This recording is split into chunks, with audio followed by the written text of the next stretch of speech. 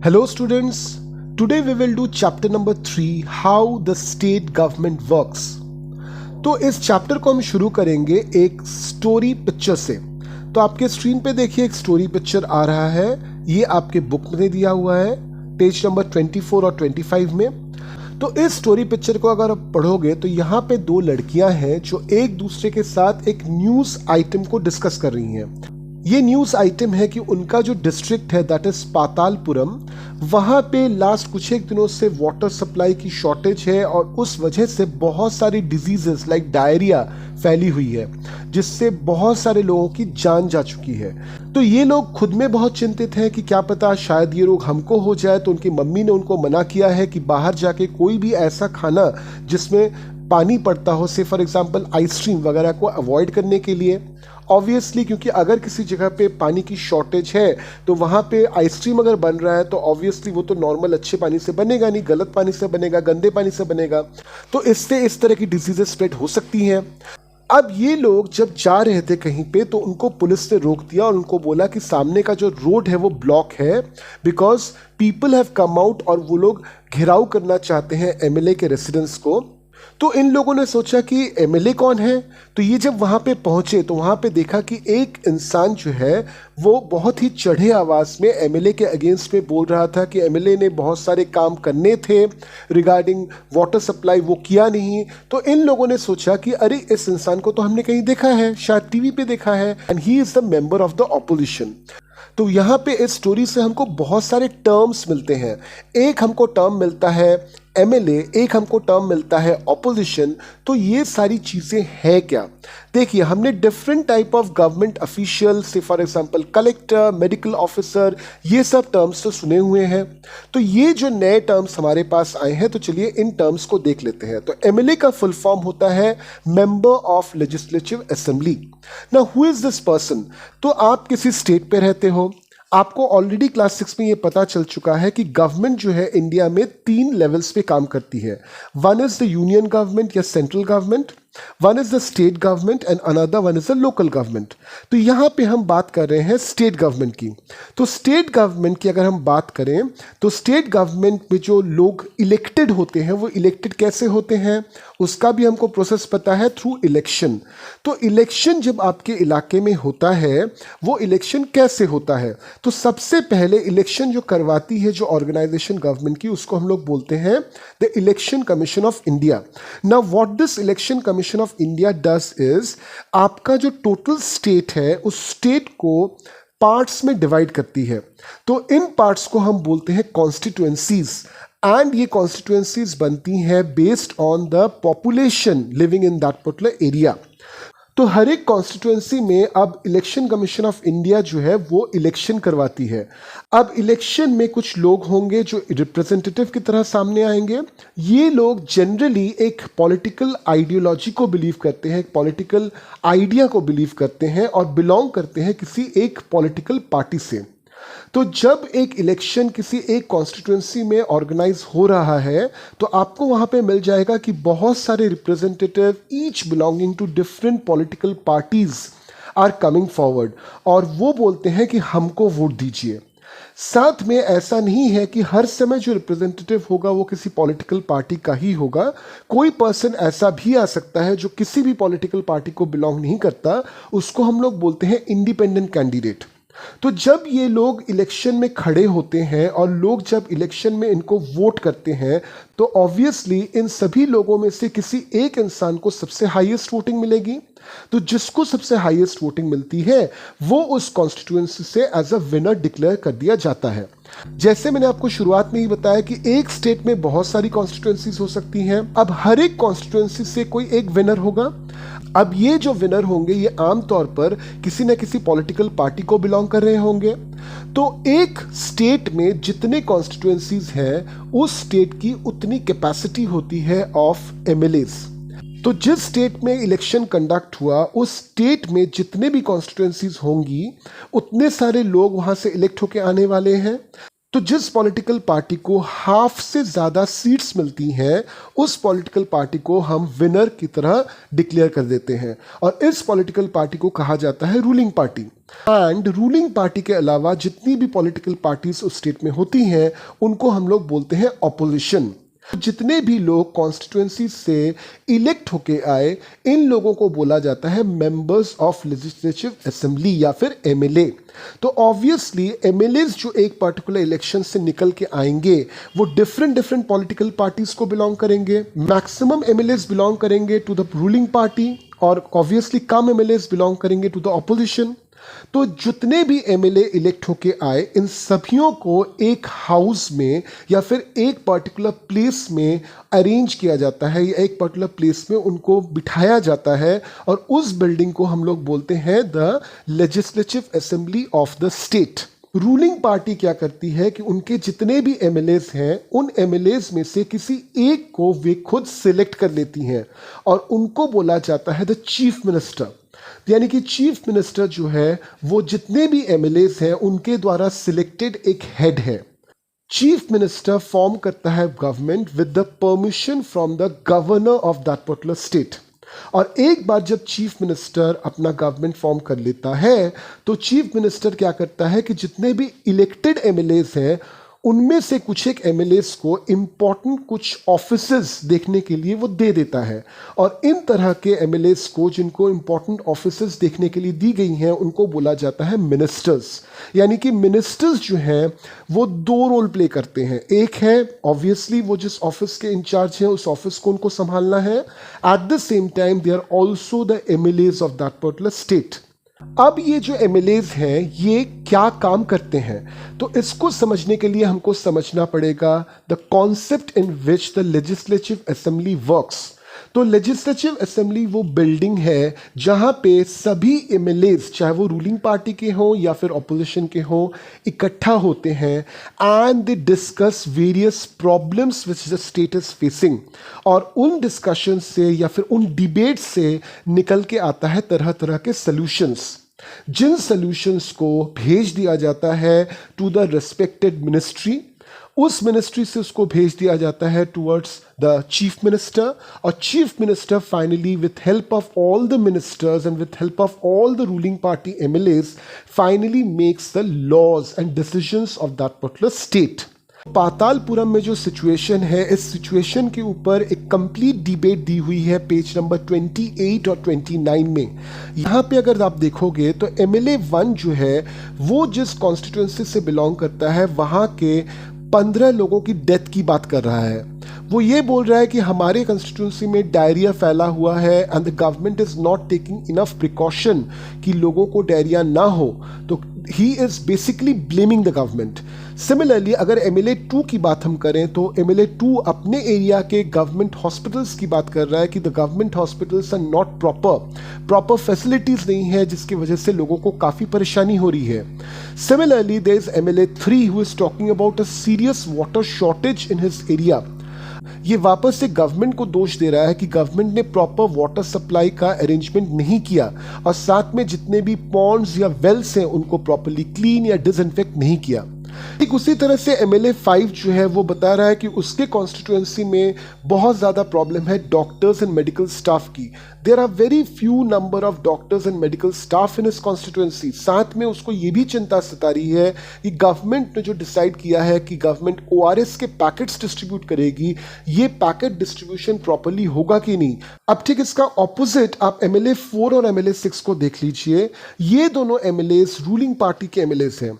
ये दोनों एमएलएज अपने गवर्नमेंट को डिफेंड कर रहे हैं, साथ में ये समझाने की कोशिश कर रहे हैं कि गवर्नमेंट ने कौन कौन से स्टेप्स लिए हैं for solving this acute water shortage problem. और लोगों को जो डायरिया हो रहा है एक्सट्रीम मेडिकल कंडीशन में जो लोग फंसे हैं उस हालत से लोगों को कैसे निकाला जा सके इसका सलूशन ये लोग दे रहे हैं। और बार बार ये दोनों एमएलएज ये स्ट्रेस कर रहे हैं इस पॉइंट पे कि ऑपोजिशन के जो एमएलएज हैं वो जानबूझ के सरकार को बदनाम कर रही हैं। इस तरह के डिस्कशन को जो लेजिस्लेटिव असेंबली में होता है इसको हम लोग बोलते हैं डिबेट। विदाउट डिबेट डेमोक्रेसी में प्रॉपर सॉल्यूशंस कभी भी नहीं आ सकते। तो ये डिबेट बहुत हेल्दी है, बहुत ज़रूरी है डेमोक्रेसी के लिए। अब ये डिबेट्स जो है ये सिर्फ लेजिस्लेटिव असेंबली तक सीमित नहीं है। लेजिस्लेटिव असेंबली के बाहर in media also this debates happen. जैसे टीवी पे डिबेट होता है, न्यूज़पेपर्स वगैरह में आर्टिकल्स आते हैं, या फिर अदर जो प्रिंट मीडिया है वहाँ पे आर्टिकल्स निकलते हैं, तरह तरह के आर्टिकल्स निकलते हैं, कभी रूलिंग पार्टी की तरफ से तो कभी ऑपोजिशन की तरफ से। और ये बहुत ही ज़्यादा ज़रूरी है in order to make the entire democracy work. Government जो है वो हर समय आंसरेबल होती है towards the public. The reason is कि पब्लिक ने ही वोट देकर एमएलएस को इलेक्ट किया है और एमएलएस के जरिए ही गवर्नमेंट बना है। तो गवर्नमेंट के लोग time to time different type of press conferences organise करते हैं, पब्लिक फंक्शंस ऑर्गेनाइज करते हैं, पब्लिक मीटिंग्स ऑर्गेनाइज करते हैं और लोगों के बीच जाते हैं। गवर्नमेंट को आगे बढ़ के लोगों से मिक्स करना पड़ता है। जैसे पातालपुरम में जो सिचुएशन है, तो गवर्नमेंट के लोग वहाँ पे भी गए, चीफ मिनिस्टर वहाँ पे गए। जो डिसीज्ड फैमिली है, यानी कि जिस फैमिली से किसी ना किसी की डेथ हो चुकी है फ्रॉम डायरिया और अदर वाटरबॉर्न डिजीजेस, उनसे ये लोग मिले। उन्होंने कंपनसेशन डिक्लेयर किया। कंपनसेशन मतलब एक मॉनिटरी अमाउंट, एक पैसे का अमाउंट जो ऑन डेथ दिया जाता है from the government, because it's a negligence of the government. ठीक उसी तरह से गवर्नमेंट के लोग जो है वो हॉस्पिटल्स में पहुंचे ये देखने के लिए कि मरीजों का प्रॉपर ट्रीटमेंट हो रहा है कि नहीं। तो गवर्नमेंट को बहुत सारे काम करने पड़ते हैं, बहुत सारे डिसीजंस लेने पड़ते हैं। एक स्टेट का पॉपुलेशन काफ़ी ज़्यादा होता है तो लोगों की डिमांड बहुत ज़्यादा होती है। तो इतने लोगों का डिमांड अगर फुलफिल करना चाहे गवर्नमेंट, तो एक बॉडी की तरह काम करके वो डिमांड कभी भी फुलफिल नहीं होगा। इसलिए गवर्नमेंट तरह तरह के ऑफिसेस तैयार करती हैं अपने अंडर, जिन ऑफिसेस को हम लोग बोलते हैं मिनिस्ट्रीज़। जैसे मैंने पहले ही कहा कि जितने भी एमएलएज इलेक्ट हुए हैं इलेक्शन में, उन एमएलएज में से किन्हीं को सिलेक्ट किया जाता है और उनको चार्ज दिया जाता है एक एक मिनिस्ट्री का, और इनको हम बोलते हैं मिनिस्टर्स। तो the chief minister along with the ministers of the state एक साथ एकजुट होकर डिसीजंस लेते हैं। और ऑपोजिशन का काम होता है ये चेक करना कि गवर्नमेंट ने प्रॉपर डिसीजंस लिए हैं कि नहीं। तो टाइम टू टाइम ऑपोजिशन भी गवर्नमेंट को ये बता देती है कि कहाँ पे डिसीजन लेने की ज़रूरत पड़ेगी। जैसे कि एग्जांपल आपके पेज नंबर 31 पे दिया हुआ है, गवर्नमेंट स्मेल्स द गार्बेज। यहाँ पे बताया जा रहा है कि chief minister after having discussion with his ministers, उन्होंने बहुत सारे आइडियाज़, बहुत सारे सोशल वर्क एक्टिविटीज़ की पहल की। मगर जब उन्होंने लोगों से बात की तो उनको ये भी पता चला कि उस एरिया में गार्बेज यानी कि कूड़े का एक बहुत बड़ा प्रॉब्लम है। तो ऑन द स्पॉट उनको ये भी डिसीजन लेना पड़ा कि इस गार्बेज का करें क्या। तो फीडबैक मिलना गवर्नमेंट को बहुत ज़रूरी है अगर गवर्नमेंट प्रॉपरली काम करना चाहे तो। So government has various departments. जैसे पेज नंबर 33 पे आ जाइए, वहाँ पे आपको कुछ डिपार्टमेंट्स का नाम दिया हुआ है और पूछा गया कि किस तरह के काम ये डिपार्टमेंट्स करते हैं। तो ऑब्वियसली किस तरह के काम करते हैं। स्कूल एजुकेशन किस पे ध्यान देती है कि स्कूल का सिलेबस क्या होगा, स्कूल में टीचर्स कैसे रिक्रूट होंगे, किस तरह से पढ़ाई का स्टैंडर्ड मेंटेन होगा, कैसे चेक किया जाए कि पढ़ाई का स्टैंडर्ड प्रॉपर है कि नहीं। ठीक उसी तरह से पब्लिक वर्क्स डिपार्टमेंट का काम है construction. So for example construction of roads, construction of store houses, ये है पब्लिक वर्क डिपार्टमेंट का काम। एंड एग्रीकल्चर डिपार्टमेंट का काम होता है to look after the benefit of farmers, कि फार्मर्स को proper seeds, proper fertilisers, proper irrigation वगैरह मिल रहा है कि नहीं। साथ में पेज नंबर 33 एंड 34 में दिया हुआ है आपके लिए अ वॉलपेपर प्रोजेक्ट। वॉलपेपर प्रोजेक्ट क्या होता है कि मान लीजिए कोई एक इम्पॉर्टेंट गवर्नमेंट का फंक्शन है जिसको लेके आप रिसर्च करना चाहते हो, तो आपकी टीचर आपको ग्रुप में डिवाइड कर देगी। हर एक ग्रुप के जो मेंबर्स हैं वो इन्फॉर्मेशन अपना कलेक्ट करेंगे और सभी ग्रुप मेंबर्स एक साथ बैठकर इकट्ठे उन इन्फॉर्मेशन को जांच लेंगे कि कौन सा इन्फॉर्मेशन मोस्ट इम्पॉर्टेंट है और कौन सा इन्फॉर्मेशन अगर वो न भी इंक्लूड करें तो चलेगा। एंड फाइनली इसके ऊपर बेस करके तरह तरह के डायग्राम्स, तरह तरह के मॉडल्स या फिर चार्ट पेपर्स बनाए जा सकते हैं। इससे क्या होता है कि चूंकि हर एक ग्रुप ने अलग अलग काम किया, तो जब वे अपना काम फाइनली सबमिट करते हैं और हर एक ग्रुप एक दूसरे के साथ इंटरेक्ट करता है, तो understanding of the working of the government जो है वो बेटर हो जाता है। अब चले आते हैं पेज नंबर 35 पे, exercises. Question number 1, use the term constituency and represent to explain who an MLA is and how is the person elected.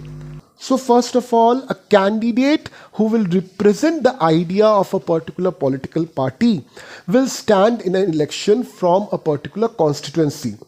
People will vote, and if the person wins, that person would be termed as an MLA. So this is how we can define an MLA, and this is how the process of election of an MLA happens. चलिए आते हैं question number 2 पर. How did some MLAs become ministers? Explain. When all the ruling party MLAs come together, they select their head, and this head is called the chief minister. Now this chief minister again discusses with all the ruling party MLAs and then finds out that who can be the person who are eligible to become ministers. तो इस तरह से ministers का selection जो होता है chief minister करता है. चले आते हैं क्वेश्चन नंबर 3 पर. Why should decisions taken by the chief minister and other ministers be debated in the legislative assembly? देखिए, इसके दो इंपॉर्टेंट रीजंस हैं. फर्स्ट ऑफ ऑल तो ये है कि अगर चीफ मिनिस्टर और मिनिस्टर्स ने जो डिसीजन लिया अगर उसको डिबेट नहीं किया जाएगा, then high chances that it will lead to dictatorship. यानी कि जो रूलिंग पार्टी है वही डिसाइड करेगी और लोगों को मानना पड़ेगा. सो लोगों के अगर कुछ विचार हैं तो वो सामने रख ही नहीं पाएंगे. तो ये गलत है इन डेमोक्रेसी. तो ऑब्वियसली डिबेट होनी चाहिए. The second point is when the chief minister and the ministers come forward with their decisions, come forward with their ideas, if debate happens, they can get extra points from the opposition. तो opposition point out करके बताती है कि कहाँ कहाँ पे गलती हो रही है या फिर कहाँ कहाँ पे सुधार हो सकता है. So that also sometimes gets included in the decision which is finally taken by the chief minister and ministers. This is a way in which good and healthy democracy works basically. चले आते हैं question number 4 पर. What was the problem in Patalpuram? What discussion और action was taken by the following? Fill in the table. तो first of all public meeting में क्या हुआ कि people decided that we will ask questions from the health minister. Legislative assembly में क्या हुआ? Legislative assembly में people pointed out, the MLAs, opposition MLAs pointed out and told what is the wrong with their assemblies. और साथ में जो ruling party के MLA हैं उन्होंने क्या बोला? उन्होंने सॉल्यूशंस दिए. प्रेस कॉन्फ्रेंस में क्या हुआ? प्रेस कॉन्फ्रेंस में फाइनली गवर्नमेंट जो डिसीजन लिया है based on the debate, based on understanding the current situation, वो गवर्नमेंट ने सबके सामने रिवील किया. फाइनली चीफ मिनिस्टर ने क्या किया? चीफ मिनिस्टर लोगों से मिलने गए, जो डिसीज्ड फैमिली है उससे मिलने गए, जो लोग हॉस्पिटल में हैं उनसे मिलने गए और उन्होंने तरह तरह के रिलीफ पैकेजेस का अनाउंसमेंट किया. ले आते हैं क्वेश्चन नंबर 5 पर. What is the difference between the work that MLAs do in assembly and the work done by government departments? देखिए, MLAs जो है वो असेंबली में दो तरह के होते हैं, ruling party as well as opposition. इनका मेन काम होता है to debate, to find out what are the problems and what are the possible solutions. जबकि जो मिनिस्टर्स होते हैं इनका काम होता है to take final decisions and this decisions should be taken after the debate. तो उनका एक प्रपोज्ड सॉल्यूशन होता है विच दे कम अप विथ, जिसको हम लेजिस्लेटिव असेंबली में सभी MLAs मिलकर उस पर डिबेट करते हैं और उस डिबेट का जो फ्रूटफुल आउटकम होता है उसको फाइनली मिनिस्टर्स जो है वो इम्प्लीमेंट कर देते हैं एज द डिसीजन. तो हमने चैप्टर नंबर 3 में देख लिया how does the state government work. Chapter number 4 में हम एक टॉपिक को पढ़ने वाले हैं जिसका नाम है growing up as boys and girls. This is a very important chapter for you. तो थोड़ा सा इंतजार कीजिए उस चैप्टर के लिए. Till then keep learning.